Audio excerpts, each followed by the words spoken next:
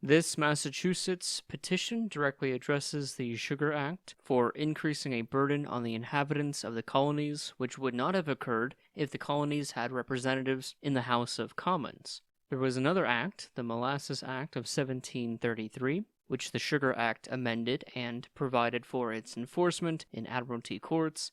If it had been properly enforced, would have been a prohibition on certain trade. The Sugar Act has the same effect and also affects British goods and trade with other nations like France, who only barter American fish for molasses. The restriction of this trade would devastate the fisheries, and the cost of fish sent to Europe would increase, allowing the French to undersell England in European markets. The restrictions on exporting lumber, except to Great Britain, limits the industry and prevents the clearing and cultivation of the land. That the powers given to the Vice Admiralty will lead to trials of illicit trade occurring far from the place of seizure. This will seize legal goods assumed to be illicit by a court, as the defendants won't be able to afford to go to court if the case is tried far away. These courts deprive the colonies of a valuable English liberty, that being trial by jury. The act causes concern and grief in the fact that it distinguishes colonists from their fellow subjects in Great Britain. This petition from Massachusetts also mentions that Parliament is discussing an act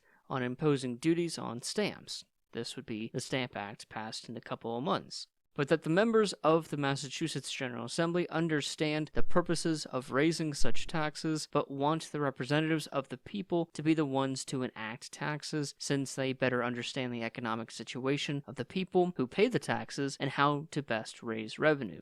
This petition continues with talking about the manner in which the colonies had conducted themselves, especially during the French and Indian War, and the Massachusetts colonies believe that the colonies deserve their liberties previously enjoyed. The taxes on the colonies during the war were higher than they were during this crisis, but there were fewer restrictions on the manufacturing and trade of the colonies, rendering them less able to pay taxes, meaning that although the tax rate was lower at this time than it was during the war or even over in England, the restrictions on manufacturing and commerce limits the amount of wealth that can be generated by the colonists, which means that the low tax rate is actually a higher tax burden.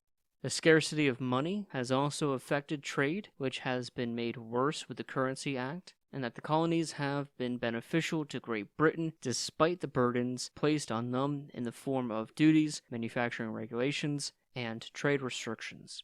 The petition ends with a plea to repeal the acts mentioned and that proper representation of the colonies in Great Britain be established.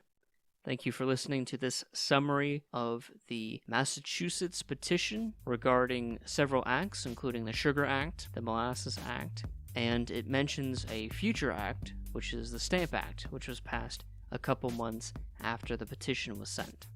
This is all part of an online curriculum that Admitting America is developing, and you can access it for free on our website. So go check that out and let us know what you guys think. And hopefully you guys learn something new in every video we make. Thank you, and I'll see you next time.